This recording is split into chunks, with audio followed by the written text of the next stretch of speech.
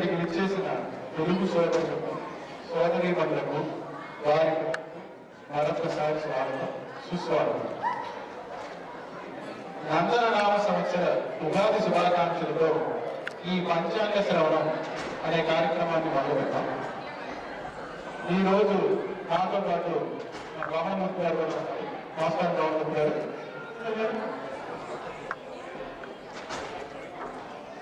మనం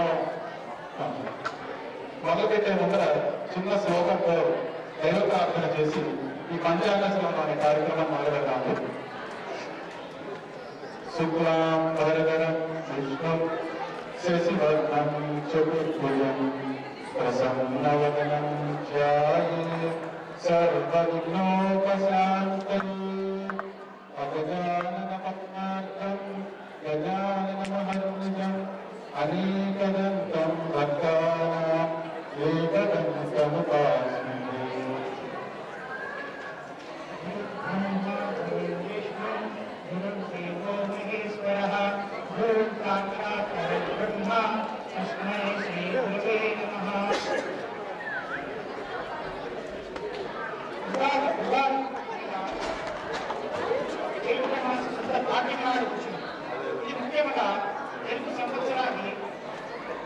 తెలుగు సంవత్సరాలకు మొదటి రోజున ఈ పండుగ ఆచరిస్తారు.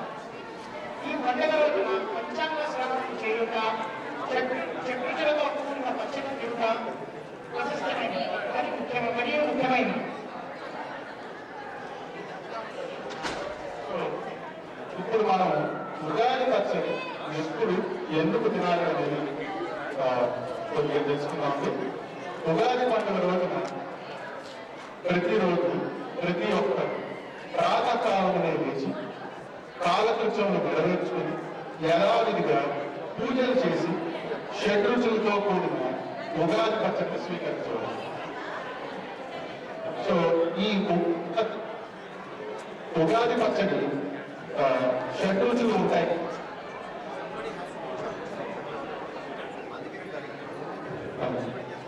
ఈ ఉగాది పచ్చడిలో షడ్రుచులు ఉంటాయి కదా. ఒక్కొక్క రుచికి ఒక్కొక్క ప్రాముఖ్యత, ఒక్కొక్క వివరణలు ఉన్నాయి. ఈ వివరణ మన రమణమూర్తి గారు చెప్తారు. ముందర బాధకు చేదు,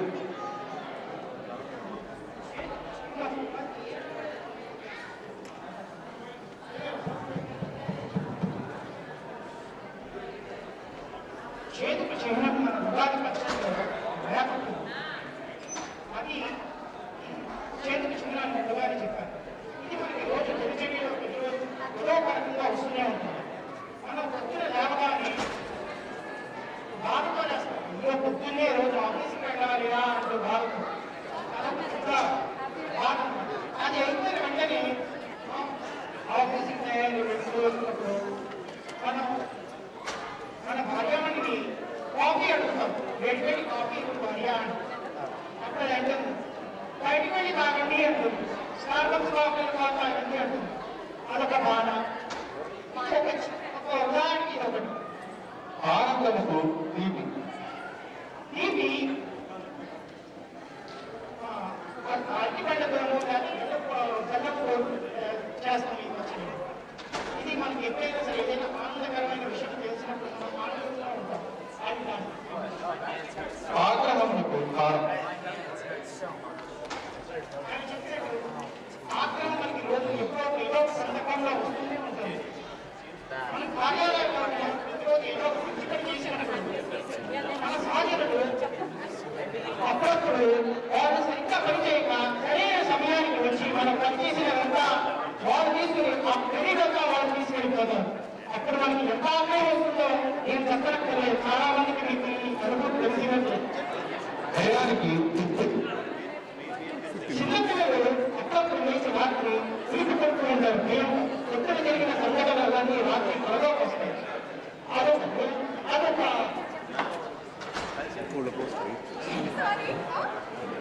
విసుగుకి విసుగంటే మన రోజు ఆఫీస్ నుంచి వచ్చిన తర్వాత రోజు కొంచెం సుఖాసుఖాలుగా ఉంటూ ఉంటాం. అప్పుడు మనం ఎంత విసుకుంటామో మన భార్యకి బాగా తెలుసు. అక్కడ మన భార్య సహనానికి ఓర్పుకి నిదర్శనం. ఆశ్చర్యానికి మొదలు.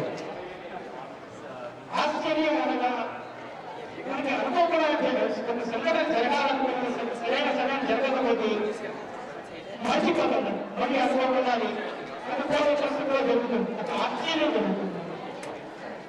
మూర్తి గారు చెప్పినట్టుగా ఈ ప్రకృతితో ఉగాది పచ్చడిని మనం తప్పకుండా ఉగాది రోజున స్వీకరించాలి.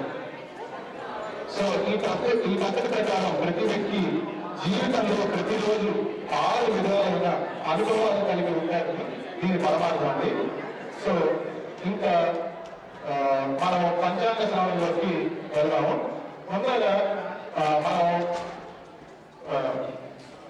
పంచాంగ శ్రవణం ఒక్కొక్క నక్షత్రం ఒక్కొక్క రాశిలో వెళ్ళే ముందర మనం పరిపూర్ణంగా ఒకసారి అందరికీ ఎలా ఉందో తెలుసుకుని ఆ తర్వాత ఒక్కొక్కరి నక్షత్రంలోకి రాశిలోకి వెళ్దాం. నందననామ సంవత్సర అధిపతి కుజుడు, రాజు శుక్రుడు. ఈ సంవత్సరమున పాడి పంటలు సమృద్ధిగా ప్రజలు సంతోషంగా జీవనం ధాన్యము సరసమైన ధరలతో అందుబాటులో ఎండాకాలమున బాగా వడగాడులు, వానాకాలమున తగినంత వర్షపాతాలు, తుఫానులు అధికం. తెలుగువారు అన్ని రంగములలో మరియు అంతర్జాతీయంగా అభివృద్ధి చెందుతుంది. అంతర్జాతీయంగా రూపాయలలో పెరుగుతుంది. ప్రజలకు అత్యంత ప్రీతిపాత్రమైన భూమికి సంబంధించినటువంటి ధరలు బాగా పెరుగుతుంది. ఈ సంవత్సరంలో విదేశంలో ఉన్న మన తెలుగు వారి ఉద్యోగ జీవనంలో ఉన్న వారికి ప్రోత్సాహంలో చక్కటి ఉద్యోగ ప్రాప్తి, ఆరోగ్య రంగము మరియు జనాభా విఫలమవుతుంది. తెలుగు సినిమా రంగంలో మిశ్రమ ఫలితం వాటా బజార్ వాటా బజార్లో ఆశాజనకమైన పరిస్థితి ఏర్పడింది. బంగారం ఖరీదు ఆకాశం నుండి పైకి బాకి క్రితం సంవత్సరం ఆకాశం నుండి జరుగుతుంది. ఈ సంవత్సరం ఆకాశం నుండి పైకి బాకి దేవలోకానికి వెళ్తుంది. ఇది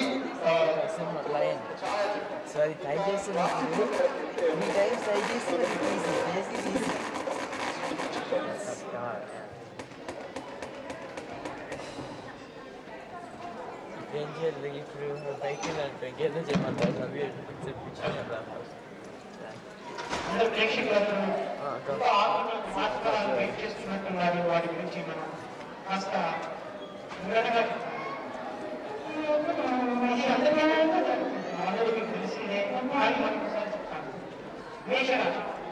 మేషరాశిలో అశ్విని ధని 1-2-3-4 పాదాలు, కృత్తిక 1వ పాదం. వీరికి ఆదాయం 2, వ్యయం 8, రాజపుణ్యం 1, అవమానం 7. అంటే మీకు ఇప్పుడు మేషరాశి వారికి ఇక్కడ జాగ్రత్తగా ఉండాలని అర్థం. అది కరెక్టే.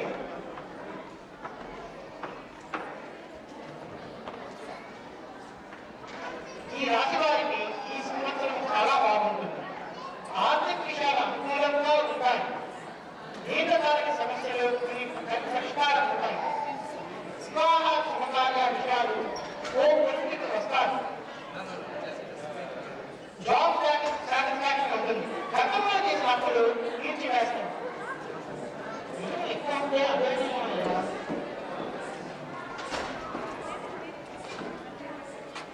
స్త్రీల విషయాలకు వస్తే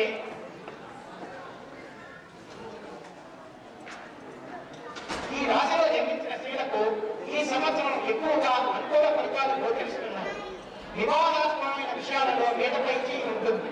సహోదరి వర్గంతో కానీ స్త్రీలతో కానీ విభేదాలు ఏర్పడతాయి. సో మీరు జాగ్రత్తగా ఆడవాళ్ళతో జాగ్రత్తగా మాట్లాడుకోవాలి. జీవిత భాగస్వామితో సర్దుకోవడానికి మౌనపారాయణ చేస్తారు. విధి లేని పరిస్థితుల్లో కొంతమంది విడిపోవాల్సిన పరిస్థితి ఏర్పడుతుంది.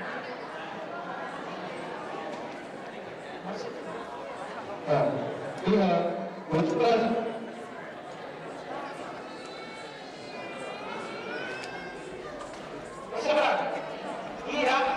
దీనికి ఆదాయం 11, వ్యయం 14. అంటే ఆదాయం బాగుంది, అలాగే వ్యయం కూడా ఎక్కువ. గౌరవం 4, అగౌరవం 7. వృషభ ఈ రాశి వారి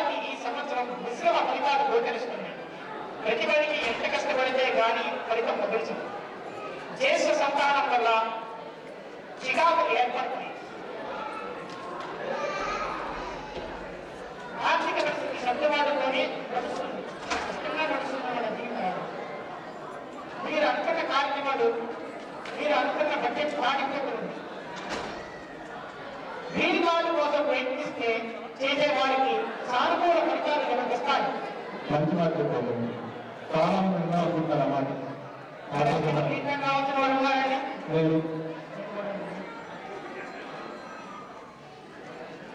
ఇక స్త్రీల విషయాలకు వస్తే ఈ రాశి వారికి, ఈ రాశిలో జన్మించిన స్త్రీలు స్వయం శక్తితో ఉన్నత స్థానాల్లో అధోరణిస్తారు. సంసారానికి సంబంధించిన విషయంలో అన్ని జాగ్రత్తలు తీసుకుంటారు. స్త్రీల నొప్పులు బాధిస్తాయి. ఆర్థిక పరిస్థితి సాధారణంగా ఉంటుంది. విద్యా సంబంధమైన విషయాలు, పోటీ పరీక్షలకు సంబంధించిన విషయాలు చాలా అనుకూలంగా ఉంటాయి. వీరు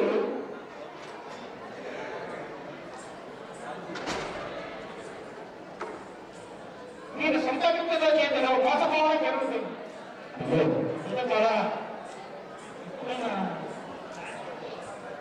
ఈ విషయంలో చాలా జాగ్రత్తగా ఉండాలి. ప్రతిరోజు అష్టమాయిలో దీపారాధన సిద్ధగంధంతో శ్రీ వెంకటేశ్వర స్వామి వారి పూజ చెప్పదగిన సూచన. సంతోషం. ఇక మనం మిథున రాశి పెద్దామండి.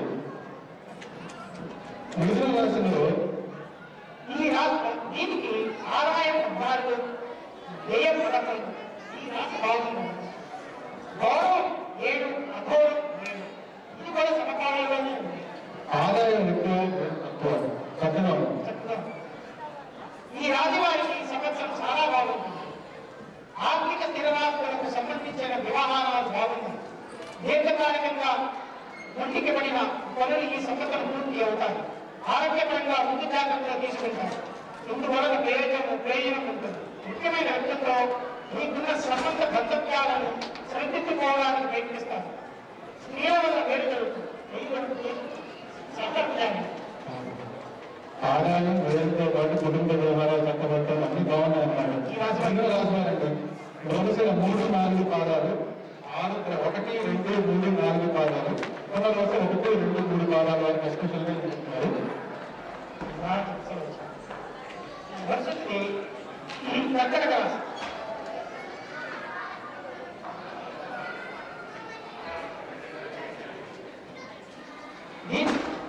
కర్కటక రాశిలో పునర్వసు 4వ పాదము, పుష్యమి, ఆశ్లేష 1, 2, 3, 4 పాదాలు.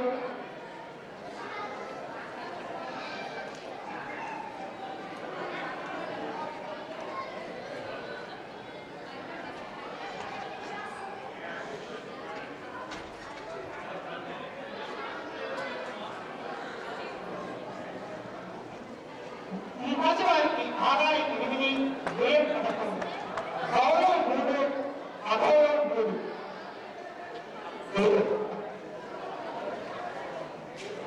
అయితే రాజుకు అవమానం సమానంగా ఉంది. సో వీరికి ఆదాయం తక్కువైనప్పటికీ దుర్విజయం తక్కువ అన్నమాట. మీరు సంఘంలో గౌరవంగా ఉంటారన్నమాట. ఎవరిచేత మాట్లాడుతుంటారు. ఈ రాశి వారికి ఈ సంవత్సరం బాగుంది. విద్యా సంబంధమైన విషయాలు, విదేశీయ సంబంధమైన విషయాలు, భూమి సంబంధమైన విషయాలు, వివాహేతర సంబంధమైన విషయాలు, వివాహ శుభకార్యాలకు సంబంధించిన